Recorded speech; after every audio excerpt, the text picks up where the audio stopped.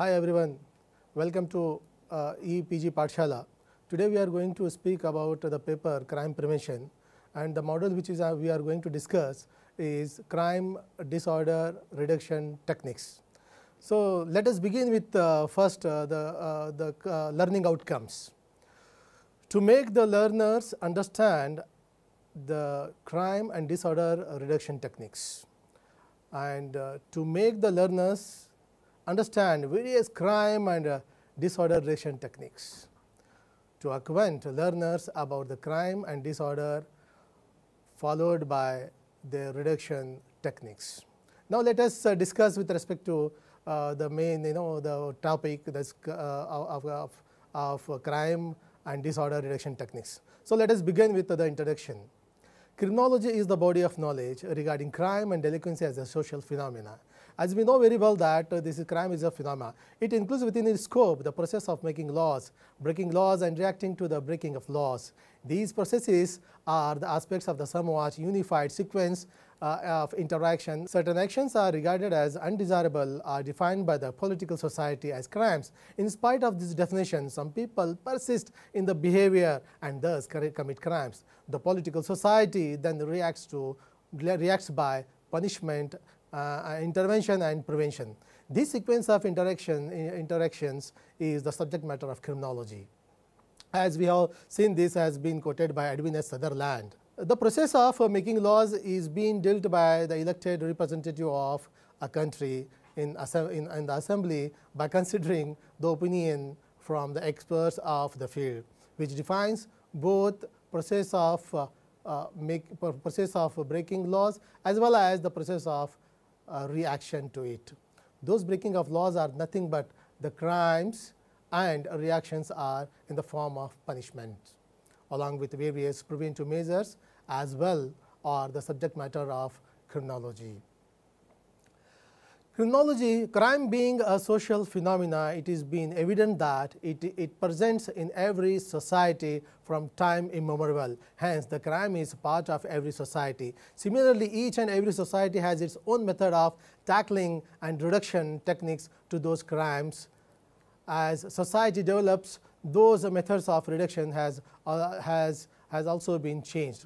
The discipline of criminology also believes in the prevention is better than cure philosophy. This particular model is dealing with the present day crime and disorder reduction techniques. Crime and disorder reduction techniques can best be implemented only when one can understand thoroughly the social framework in the society, which is very, very important. The social framework in our Indian society includes rural and urban communities, the joint families, communal, class, caste tensions and conflict, religious institution, growth of population, migrant population, demographic changes, police attitude and role. Apart from the fundamental laws and substantive laws, we also have many social and local laws to be implemented along with various national and state commissions dealing with human rights, civil rights, scheduled caste, scheduled tribe, OBC and minorities, women and child welfare, child labor, vigilance and many more, to check the different harms, violations and injustice in the society. Under such kind of social framework and situation, maintaining social order through implementing various laws in Indian society is always the toughest task for the criminal justice system. In spite of such complex Indian structure, social structure, our criminal justice system has been making tremendous effort in maintaining law and order, peace and harmony in the society. If you look into the rate of crime per 1 lakh population as per Crime in India report, it would be hardly about 550 per 1 lakh populations. Human behavior is not static. It keeps changing according to the situation. Usually human beings respond to the happenings in his surroundings and respond to them as per the conditioning. Thus, we need to create conducive situation to the law-abiding people and make difficult to the potential offenders through various measures or measures of crime and disorder reduction techniques. Broadly, we have conventional ways of crime and disorder reduction techniques are fundamental, like fundamental laws, Indian Constitution, criminal justice system, which includes police, judicial, prison system. Again, we have substantial laws, Indian Penal Code, Criminal Procedure Code, and Indian Evidence Act, and other special and local laws. Different crime and disorder reduction techniques. Although we have conventional way of crime and disorder reduction techniques, the following different crime and disorder reduction techniques can also surely play a preventive role and may people avoid from the committing crimes in society. Let us begin with conventional therapy techniques. It is one of the modern day technique of crime reduction where the unemployment potential offenders as well as the individual offenders who have completed their sentences under the law of the land is being given training to indulge in some work rather than indulging in criminal activity of the sake of money. Occupational therapy is one of the only professional that help people across the lifespan to do things they want and need to through the therapeutic use daily activities. In their daily occupational therapy, practitioners have a holistic perspective in which the focus is on adapting the environmental and the task for the fit person to lead the normal life. Next one is occasional training in prison. It is a form of modern day technique where an offender is assigned some special work within the prison with the aim that convicts can use it in their future once they will be able to be free from prison. Those works are farming, horticulture, and tailoring, etc. Vocational training is an education only in the type of trade a person wants to pursue, foregoing tradition, academic, as well as for reforming criminals. Vocational training program also allows convicts to get ready for specialized career. Studies have proved that inmates who make vocational training are more likely to find a job after their release from the prison. When an inmate is released from prison, employment is a critical factor as to whether he or she becomes a law-abiding citizen or commits more crimes. Up to 89% of these who return from prisons are unemployed. It has been mentioned by Kimmett in 2011. Vocational training provides individuals with the skills and knowledge needed to find and keep a job for their better rehabilitation, reintegration, and resocialization. Now, next one is counseling techniques. Counseling literally meaning advice. Counseling is a part of psychotherapy and Freudian psychoanalysis.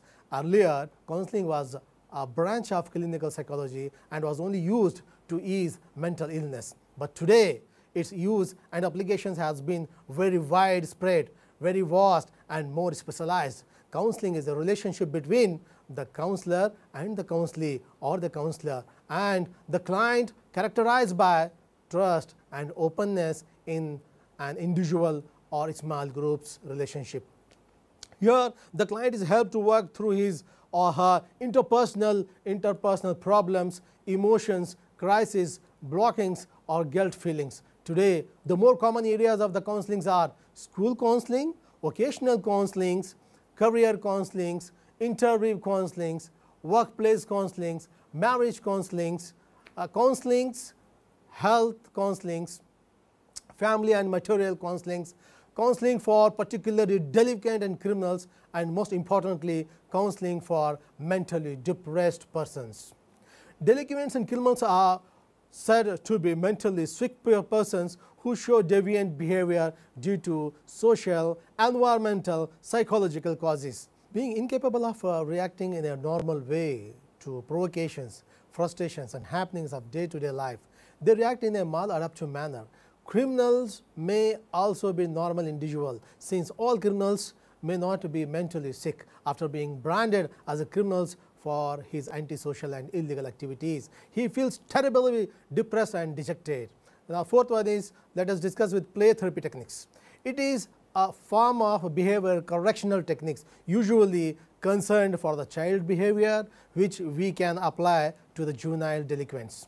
Play therapy is a form of counseling or psychotherapy that uses to play to communicate with the help people, especially children, to prevent or to resolve psychological challenges. This is thought to help them towards their better social intellectual growth and development. Emotional modulation, trauma resolution, play therapy can also be used as tools of diagnosis. A play therapist observes a client playing with toys, playhouses, pets, dolls, etc., to determine the causes of the disturbed behavior. The object and the pattern of play, as well as the willingness to interact with the therapist, can be used to understand the underlying rationale for behavior both inside and outside of therapy session. Caution, however, should be taken when using play therapy for assessment and or diagnostic purpose to lead to positive treatment outcome. The fifth one is now psychodrama techniques. Psychodrama technique is an action method often used as psychotherapy, in which clients used to spontaneous dramatization, role playing, and dramatic self-presentation to investigate and gain insight into their lives. Developed by Jacob L. Moreno, psychodrama includes elements of theater, often conducted on a stage or a space that serves as a stage area where props can be used. Participants then have the opportunity to evaluate their behavior, reflect on the past incidents getting played out in the present, and more deeply understand a particular situation in their lives. Psychodrama techniques offer a creative way for an individual or group to explore slow personal problems. In psychodrama, participants explore internal conflicts by acting out their emotions and interpersonal interactions on stage. The sixth one is gated communities system in its modern form. A gated community, walled community system, is a form of residential community or housing state containing strictly controlled entrances for pedestrian, bicycles, automobiles, often characterized by the closed perimeter of walls and fences. Gated communities usually consist of small residential streets and include various shared amenities. Some gated communities, usually called guard-gated communities, are staffed by private security guards and are often home to high-value properties and are set up as retirement villages. Some gated communities are secure enough to resemble fortresses and are intended to as such. Amenities available in the gated communities depend on number of factors, including geographical location, demographic composition, community structure, and community fees collected. When there are sub-associations that belong to master associations, the master associations may provide many of the amenities. In general, the larger the association, the more amenities that can be provided. Amenities also depend on the type of the housing. This kind of gated communities can successfully prevent all sorts of threats and crimes from outside and from within. But these gated communities system should not be limited to only one particular type of caste, religion, or category people. These facilities should be provided, available for all the irrespective of caste, creed, color, and region. Now, the most important seventh aspect is closed circuit television, CCTV technique. CCTV, also known as video surveillance, is the use of video cameras to transmit a signal to specific place and can be usually monitored sitting in the small room. Surveillance of the public using CCTV is common technique everywhere today. The use of body-worn video cameras has been introduced as innovative form of surveillance, often used in law enforcement, with cameras located on a police officer's chest or head. Although video surveillance has generated significant debate about balancing its use with individuals' right to privacy, but still this technique is being used extensively as a preventive measure. A CCTV system is not a physical barrier. It does not limit access to certain areas, however, make an object harder to steal or person more difficult to assault and rob. It is highly situational and, as will be shown, does not have some crimes prevention capacity in right situation. Although CCTV has many functions, the primary preventive measure utility is to trigger a perceptual mechanism in a potential offender. The potential offender, by seeing the CCTV, changes his mind to commit a crime, else he will be caught. In other words, CCTV aims to increase perceived risk of capture, a factor which, assuming the offender is behaving in a rational or limited rational manner, will be demotivate the potential offenders. And the most important one is the eighth one is the neighborhood neighborhood watch system. It is one of the best techniques to be implemented in the society to check and prevent the crimes before happening. This system has many names and can be used many ways, like block watch, apartment watch, home watch, and the community watch. Neighbor watch programs involve citizens in effort to prevent crime in their neighborhood or community. Citizens remain alert for suspicious activities and report those activities to the police. The most frequent crime targeted is residential burglary, but other offenses can be targeted as well, such as street robberies, car theft, and vandalism. With the cooperation of the people, the laws can better be enforced and can be prevented. If the public become the eyes and ears of the police, then we can prevent several crimes before its commission. Now, the ninth one is community policing technique. Community policing technique is now slowly taking its momentum as one of the best method to check the crimes in the society effectively through police and public partnership in maintaining law and order in society today. John Angel in 1971 coined the term democratic policing to describe community policing. Community policing, simply put, is a new philosophy of policing in which the police departments and the law-abiding citizens work together in creative ways to address the contemporary community problems in the society. There are three primary elements of community policing, which is as follows. Community partnership, which involves forging of partnership between the police and the citizens of an area.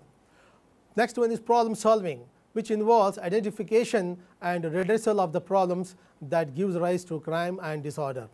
Organizational transformation, which involves transforming organization to respond to community needs. More effectively, community policing brings the police and public close to understand the problems of each other and help the dealing crime prevention strategies. People have opportunity to decide how police service are to be carried out in the community. It allows them to have greater voice in addressing their concerns and enhances the overall quality of life and their neighborhoods. It recognizes the people's participation, as it is not possible for the police alone to reduce crime and disorder that threatens a society. The most important is crime prevention through environmental designs, that is called as CPTED. CPTED techniques is a multidisciplinary approach to deterring criminals' behavior through environmental designs. CPTED strategies rely upon the ability of influence offender decisions that precede criminals' acts. Generally speaking, most implementations of CPTED occurs slowly within the urbanization built environment, specifically alerting the physical design of the communities in which humans reside and congregate in order to deter criminal activity is the main goal of CPTED. CPTED principles of design affect elements of built environment ranging from the small scale to the overarching, including building forms of an entire urban neighborhood and the amount of opportunity for eyes on the street. The most important is one of the police beat system. In police beat terminology, the beat is the territory and time that police officer patrols. Beat policing is based on traditional policing. Late in 19th century and utilized the close relationship with the community members within the assigned beat strengthen police effectiveness and encourage cooperative efforts to make a safer community. Beat police typically patrol on foot or bicycle, which provides more interaction between police and community members. Before the advent of the personal radio communications, beats were organized in towns and cities to cover specific areas, usually shown on a map in the police station and given some sort of names or numbers. Officers reporting on duty would be allocated a beat by their sergeant and sometimes given a card indicating that the officer should be at a particular point at set times, usually half an hour before or 45 minutes apart. The points would usually be telephone kiosks, police pillars or boxes, or perhaps public houses where it would be possible to phone the officer should be needed to respond to incident. The officer would remain at the point for 5 minutes and then patrol the areas, gradually making his way to the next point. The next one is to police patrol system. A police patrol officers or law enforcement officer assigned to monitor specific geographical areas. They move through their areas at regular intervals, looking out for any signs of problems of any kind. They are most commonly encouraged by the public, as their duties include responding to calls for services, making arrests, resolving disputes, taking crime reports, and conducting traffic enforcement and other crime prevention measures. A patrol officer is often the first to arrive on the scene of any incident or crime. What such an officer does, fails to do at the scene of crime can greatly influence the outcome of any subsequent investigation. The patrol officer, as a person who is in the field daily, is often closest to potential crime and may have developed contacts who can provide information. The next one is preventive detention technique. In India, preventive detention techniques can be extended for only 6 months. After 3 months, such a case is brought before the advisory board for review. Preventive detention in India dates from British rule in the early 1800s and continues with such laws as the Defence of India Act 1939 and the Preventive Detention Act 1950. The controversial Maintenance of Internal Security Act was enacted by Indian Parliamentary during Indira Gandhi Prime Ministership in 1971. However, it was amended several times during national emergency during 1995-1997, leading to human rights violations. It was subsequently repealed after Indira Gandhi lost the election in 1977 and the new government took over. Now let us discuss the network of NGOs. Network of NGOs and government agencies to be established to coordinate and assist the police on the various issues of awareness, sensitization and capacity building of the police personnel to accomplish the desired objectives in prevention and detection of crimes. NGOs can also actively participate and help in getting the different government schemes to the needy people in the society. This may include free education, free food, health, other innumerable schemes which may help them to lead a normal life in the society as a good citizen of India. In conclusion, as a suggestion, let me tell you that crime prevention has always been challenging to any government since the inception of the civilized society. Bringing order in the society only through the penal policies is not possible unless people should be taught and trained the importance of the live and let live, give and take, cooperation and coordination to fulfill their needs legitimately and lawfully without any harm to the fellow being in the society. Similarly, the situation and the atmosphere in the family, school, neighborhood and the peer group has a definite role in the development of the human behavior. Prevention of crime and disorder in the society can successfully be achieved through proper and effective implementation of the government policies, laws, rules and regulations, criminal justice system as well as community-based reduction techniques to maintain law and order against the crime and disorder. Only then we can ensure the proper safety and security, peace and harmony in the society. Thank you very much.